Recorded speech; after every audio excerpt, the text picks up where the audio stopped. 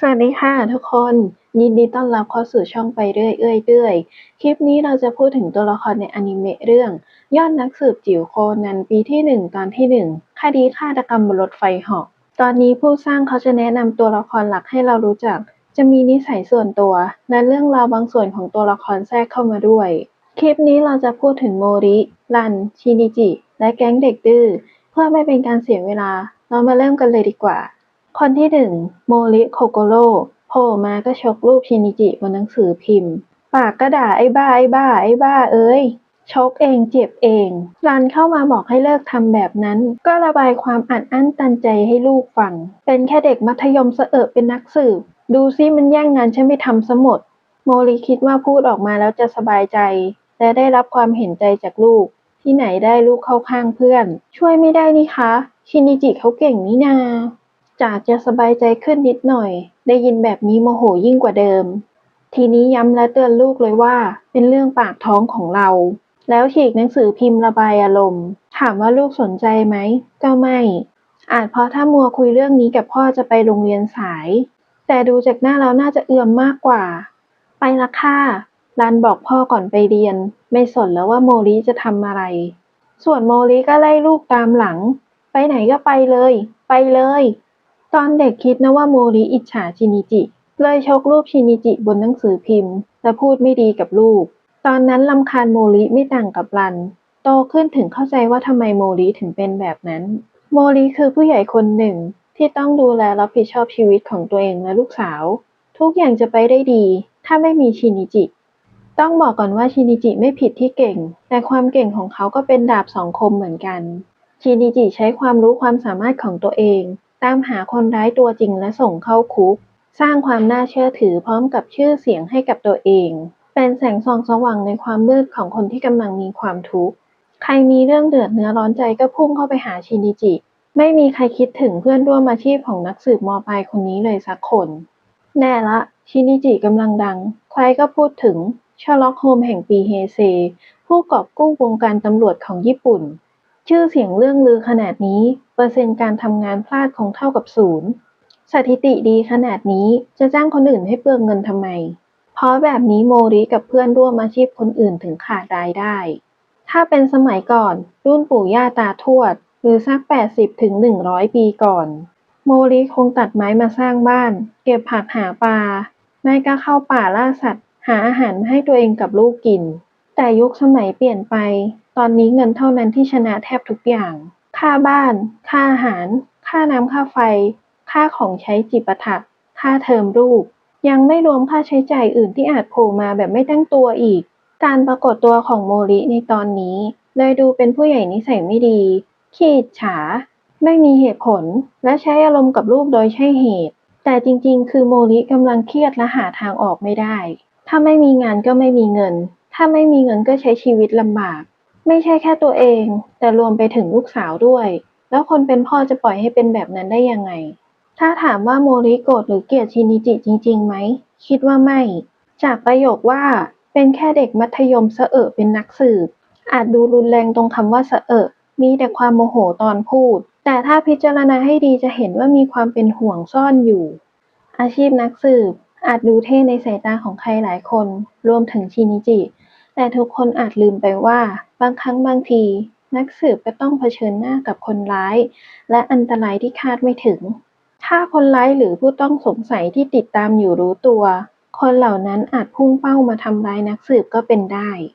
ขนาดคนที่มีประสบการณ์การใช้ชีวิตหลายด้านและมีความสามารถหลากหลายยังโดนเก็บได้ง่ายๆแล้วชินิจิที่เป็นเด็กม.ปลายหรือเป็นวัยรุ่นที่อยู่ในช่วงคึกคะนองจะเป็นยังไงก็ได้ยาไปกินเม็ดหนึ่งไง มาต่อกันที่คนที่สองโมริรันเปิดตัวมาก็เถียงกับพ่อเข้าข้างผู้ชายและทำหน้าเบื่อตอนเดินออกไปดูจากหน้าเหตุการณ์นี้คงไม่ได้เกิดขึ้นเป็นครั้งแรกรันน่าจะบอกพ่อตามจริงทุกอย่างพยายามพูดให้พ่อเข้าใจและยอมรับว่าชินิจิเป็นคนที่มีความสามารถแต่ถูกพ่อพันใส่ตลอดถ้าต้องเจอเหตุการณ์แบบนี้ทั้งก่อนและหลังไปเรียนชีวิตวัยรุ่นที่แสนสดใสก็ห่อเหี่ยวไปเยอะเหมือนกัน รันไม่ได้แสดงออกว่ารู้สึกยังไงกับเรื่องนี้ เธอเอาคำพูดบางส่วนของพ่อไปคุยกับชินิจิท่าทางทีเล่นทีจริง ทำเหมือนไม่เป็นอะไร เพราะรู้ดีว่าชินิจิไม่ผิดที่เก่งแต่ก็อดไม่ได้ที่จะพูดประชดประชันและชกเสาไฟตอนที่ชินิจิว่าพ่อส่วนตัวคิดว่ารันไม่คิดอะไรกับเรื่องที่พ่อพูดมากเพราะอยู่ในช่วงวัยรุ่นเป็นนักเรียนม.ปลายยังไม่อินกับเรื่องเงินทองเธอไม่ได้อยู่ในวัยทำงานที่ต้องทำงานหาเงินถูกรุมเร้าด้วยปัญหาที่ต้องใช้เงินในการแก้ไขหรือไม่ได้รับความช่วยเหลือจากครอบครัวรวมถึงต้องอยู่ให้ได้ด้วยตัวเองเพราะคำว่าโตแล้วถึงจะมีเรื่องกวนใจก็ต้องใช้ชีวิตต่อรันออกไปใช้ชีวิตวัยรุ่นกับชินิจิหวังจะใช้เวลาในสวนสนุกด้วยกันให้มากๆแต่ก็ได้แค่หวังเพราะมีคดีกับชายชุดดำเข้ามาแทรกเวลาเที่ยวด้วยกันก็น้อยนิดชินิจิวิ่งตามผู้ชายแปลกหน้าไปแล้วบอกให้กลับก่อนอีกจะตามไปเลยก็ไม่ได้เพราะเชือกรองเท้าขาดไหนจะความรู้สึกแย่ๆที่โผล่เข้ามาเป็นรันนี้ก็ไม่ง่ายเหมือนกันนะจัดการตัวเองได้ดีขนาดนี้สงสัยอ่านหนังสือเล่มนี้แน่เลยนี่เลิกเป็นมนุษย์คิดเยอะหนังสือที่รวม50คำแนะนำดีๆที่ช่วยจัดการกับความฟุ้งซ่านคลายความกังวลอ่านแล้วใจเบาสบายใครสนใจจิ้มลิงก์ด้านล่างได้เลยนะแปะมาให้แล้วคนต่อมาคือคุโดชินิจินักสืบม.ปลายผู้มีชื่อเสียงโด่งดังเชอร์ล็อกโฮมส์แห่งปีเฮเซผู้กอบกู้วงการตำรวจของญี่ปุ่นชินิจิเปิดตัวด้วยความฉลาดมั่นใจช่างสังเกตทักษะการคิดวิเคราะห์และคาดเดานี่คือที่สุดขณะเดียวกันก็โดนชื่อเสียงที่ตัวเองสร้างขึ้นมาเล่นงานชินิจิหลงตัวเองวู่วามคิดว่าทุกอย่างเป็นไปตามที่ตัวเองคิดบางทีเผลอนึกว่าคนอื่นจะช่างสังเกตรู้ทันคนร้ายช่างสงสัยและหาหลักฐานได้เหมือนตัวเองซึ่งความจริงไม่ใช่แบบนั้นเพราะทุกคนต่างก็มีเรื่องที่ชอบและเกลียดไม่เหมือนกันในตอนนี้ชินิจิกับรันจะไปเที่ยวสวนสนุกด้วยกันถึงจะเดินเข้าไปต่อแถวรถไฟฟ้าแล้วแต่ชินิจิก็ยังพูดเรื่องโฮมไม่เลิกบอกว่าโฮมรู้ว่าวัตสันเป็นหมอสนามที่อัฟกานิสถานมาก่อนแค่จับมือครั้งเดียวพูดเสร็จก็จับมือผู้หญิงที่อยู่ข้างหน้าถามว่าอยู่ชมรมยิมนาสติกใช่ไหมผู้หญิงที่มือด้านแสดงว่าโหนบาร์เดี่ยวพอรันแย้งว่าอาจเล่นกีฬาอื่นถึงยอมรับว่าเห็นรอยของคนเล่นบาร์ต่างระดับตอนที่ลมพัดกระโปรงเปิดจะมองว่าเก่งก็ใช่ช่างสังเกตก็ใช่หรือจะมองว่าอวดรู้อวดดีและฉวยโอกาสก็ใช่จะมีสักกี่คนยืนอยู่กับคนที่ชอบดีๆไปจับมือคนแปลกหน้าแถมเป็นเพศตรงข้ามซะด้วยถ้าไม่ใช่รันที่ความรู้สึกช้าไม่ค่อยคิดอะไรมากแล้วเข้าใจชินิจิเป็นอย่างดีชินิจิคงไม่ได้ไปไหนมาไหนกับรันแล้วส่วนผู้หญิงที่ชินิจิจับมือก็งงเพื่อนถามรู้จักเหรอไม่รู้จักแต่ยอมให้ชินิจิจับมือและพูดนั่นนี่ไปด้วยเฉยเลยสถานการณ์ตอนนี้ชินิจิอาจอยากอวดความรู้ความสามารถและความเก่งกาจของตัวเองให้รันกับคนที่อยู่แถวนั้นรู้โดยทั่วกันถือเป็นนิสัยขี้อวดอย่างหนึ่งมีอะไรดีๆก็ต้องอวดสิเนาะแต่อวดมากไปก็น่าหมั่นไส้และดึงดูดอันตรายเข้ามาหาตัวเองกับคนรอบตัวได้เหมือนกันทั้งที่เก่งจนได้รับฉายาว่าเป็นเชอร์ล็อกโฮมส์แห่งปีเฮเซแต่ดันไม่รู้ว่ารันรอมาเที่ยวด้วยกันนานแล้วใส่ใจเรื่องของคนอื่นแต่ละเลยคนใกล้ตัวสุดๆขณะที่กำลังใช้เวลาร่วมกันกับรันก็มีเรื่องเข้ามาขัดชินิจิภูมิใจมากที่คนรอบตัวรู้จักตัวเองและยืดอกรับคำชมขณะนั้นทุกคนสนใจการไขคดีของยอดนักสืบม.ปลายเว้นชายชุดดำ2 คน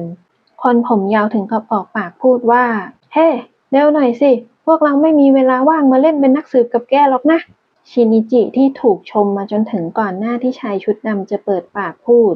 ค่อนข้างไม่พอใจที่โดนพูดใส่แบบนั้นจะหันไปมีเรื่องกับเขาแหละแต่เห็นสายตาของคนพูดก่อนสายตาของเจ้าหมอนี่มันดูเหี้ยมเหลือเกินเหมือนกับจะฆ่าคนได้อย่างไม่สะทกสะท้านเห็นแบบเต็มตาเลยนะสัมผัสได้ด้วยว่าผู้ชายคนนี้อันตรายแต่อะไรจะต้านทานความอยากรู้อยากเห็นของชินิจิได้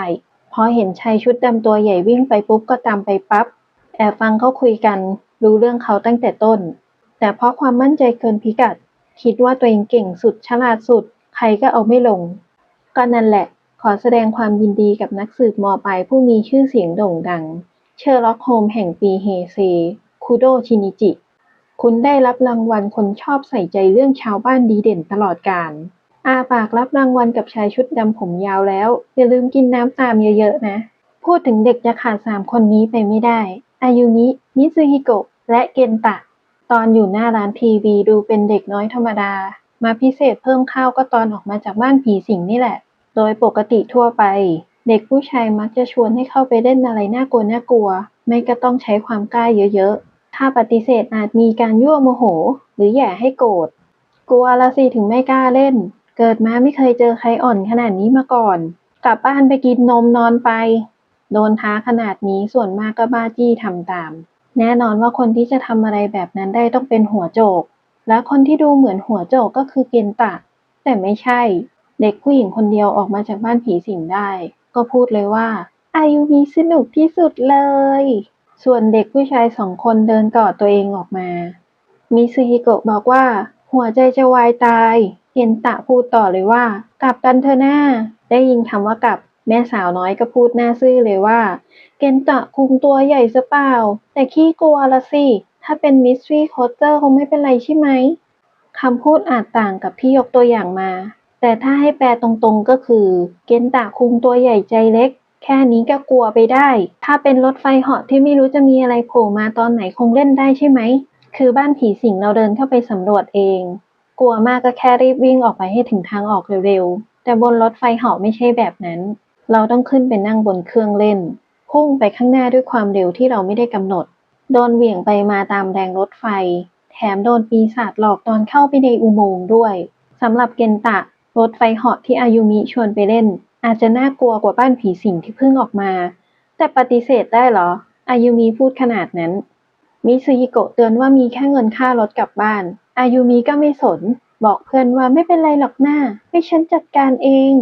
จัดการที่ว่าคือให้เพื่อนแอบเข้าไปในพื้นที่เครื่องเล่น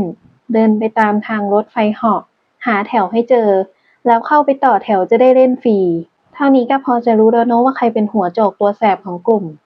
คลิปหน้าเราจะพูดถึงตัวละครที่เหลือ นั่นคือสารวัตรเมงูเระด็อกเตอร์อากาสะคนร้ายกับกลุ่มเพื่อน และชายชุดดำทั้ง2 คน ขอบคุณที่ฟังกันมาจนถึงตอนนี้